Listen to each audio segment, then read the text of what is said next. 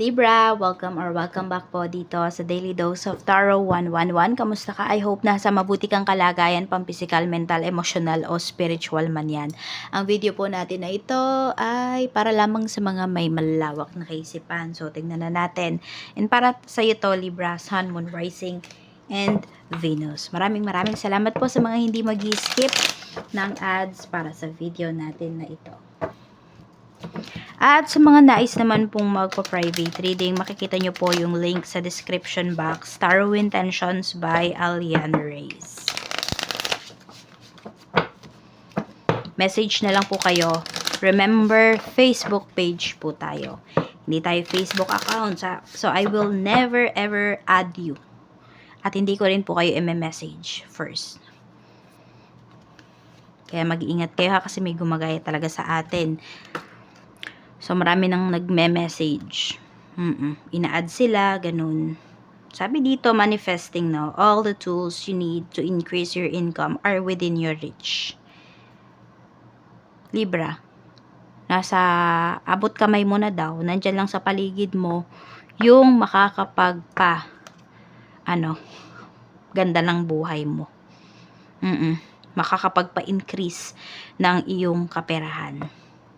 Yun nga lang, yung iba sa inyo, pwedeng di nyo pa na-discover kahit nandiyan lang sa paligid niyo. For some of you naman, alam nyo na may potential yung bagay na yun, but natatakot kayo. Great things are coming your way soon. An opportunity may arise for you to showcase your talent. Ayan po. So, pwedeng ma-offeran kayo rito. May offer sa inyo rito, trabaho, ayan po. Teacher, you have the ability to inspire others to unlock their true potential. So, ayan po, yung iba sa inyo, pwedeng teacher kayo. Explore careers in teaching, coaching, mentorship, or as a motivational speaker. You've learned much about money. Now is the time to put it into practice. Yan, kung ano man yung mga nalalaman daw ninyo, no? Pagdating sa kaperahan, pagdating sa pagkita, pagdating sa pag-handle ng finances, gamitin nyo na daw po sa sariling kaperahan po ninyo. Tignan natin. So, meron dito, magaling kayong mag-manifest. Tignan natin. At marami dito, kung ano man yung minanifest ninyo last full moon, pwedeng nyo na yan, makuha nyo na yan. Some of you, 14 days. Within the next few weeks. Ayan, yung iba ka sa inyo, 2 weeks from now, meron dito. May mga good news kayo na marireceive.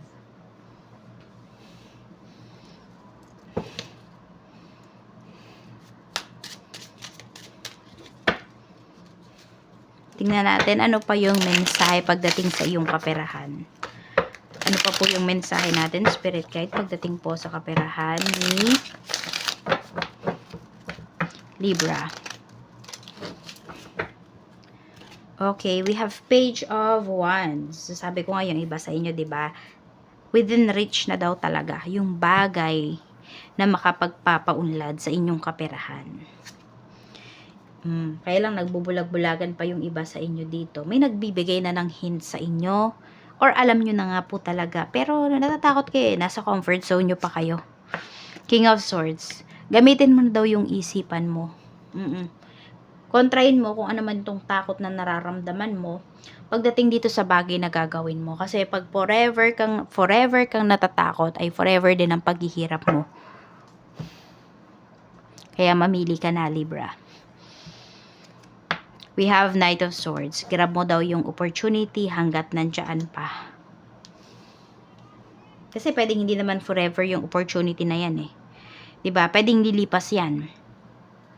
Kaya grab mo na yung opportunity hanggat nandiyan pa, hanggat pwede mo pa siyang magamit, hanggat sabihin natin uso pa yan, kung ano man yan. Tignan natin. Ano pa yung mensahe para sa'yo? Hindi ko masabi dito na maganda yung kaperahan ninyo eh. May mga blockages at saka may mga delays dito in terms of your money. Pero kung ano man tong minanifest ninyo, nitong full moon, kung nag-manifest man po kayo, within 2 weeks, makukuha nyo yun. Yun na yung pinakamaaga ha. Pero pwede pa yung madelay. Depende sa energy po ninyo. Tignan natin. Pagdating sa career, we have the Hierophant. Meron tayo ritong Four of Pentacles. And meron tayong Knight of Wands. Ito, magbabalik talaga yung, alam nyo yun, magbabalik yung dating sigla ninyo pagdating dito sa pagtatrabaho. Meron pwedeng ma-promote kayo. And meron dito, pwedeng mara-regular po kayo sa work. Basta sobrang gagaan yung pakiramdam mo pagdating dito sa trabaho pag narinig mo yung sinasabi ng boss mo. Kasi magbe-benefit ka rin po dito sa kung ano man yung sinasabi nila sa'yo. Okay, yan. Kung naghahanap naman kayo ng trabaho, mayroong balak mag-apply dito, wag na kayo magdalawang isip. No? Person nyo na daw po yan. Ma-hire ka agad yung iba sa inyo rito. Kaya kailangan sumubok po kayo. Sabi ko nga, 'di ba? Kung forever kayo matatakot, forever ang kahirapan. Gusto nyo ba 'yon, Libra? 'Di ba? Ayaw natin nun. Kaya kilos-kilos na kayo. Kalma mo yung isipan mo at ano ba 'yon? May tawag doon, i-condition mo yung iyong isipan na para ka talaga sa pagyaman. Para, yan, sumunod na yung katawan mo. Sumunod na yung isipan mo, sumunod na yung puso mo. We have the Sun. This is a very positive energy para po sa pagtatrabaho ha. Kaya yung mga nagbabalak dyang mag-work, naghahanap kayo ng trabaho, you go na. Diba? Pwede nga within 2 weeks, yung iba sa inyo, makatanggap na kayo agad ng magandang balita. Kung kayo po ay mag-a-apply na ngayon. Sa business naman, kung may business po kayo, so kailangan lang maging hands-on. This is your energy. May kumukontra sa inyo rito. Pwedeng karelasyon nyo to. Hindi kumukontra, kundi tinutulungan kayo. Kaya lang, meron dito kasi pagtulong na hindi ko nafe-feel na sincere ha. Ayan. Medyo mag-ingat lang po kayo. Makakabawi po yung business ninyo. Pero mag-ingat kayo dito sa magbibigay ng tulong sa inyo at the same time. Yan. Kasi pwedeng meron siyang kapalit. Yun yung nakikita ko talaga rito. And pwedeng reputation nyo naman yung masira doon sa hihilingin ng tao na yon. Kaya pag-isipan yung mabuti.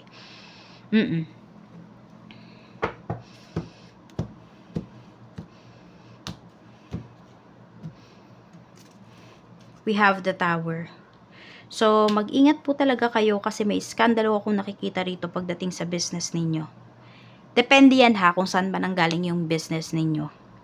Kung yan ba ay pinaghirapan ninyo, dugo at pawis nyo ba yan, or merong nag-offer sa inyo ng business na yan. Oo. Alam mo yun, may kapalit, indecent proposal, yung tipong ganon. Tingnan natin, di pinapakita yung sales. No, pero more on problema kasi yung pinapakita rito.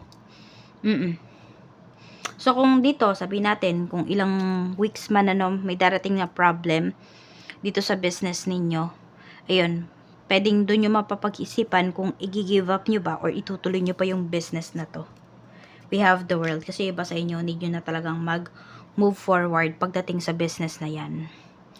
Oo, meron kayo talagang mga kailangan baguhin. It's either yung pinaka-business talaga or alis kayo dyan sa pwesto ninyo.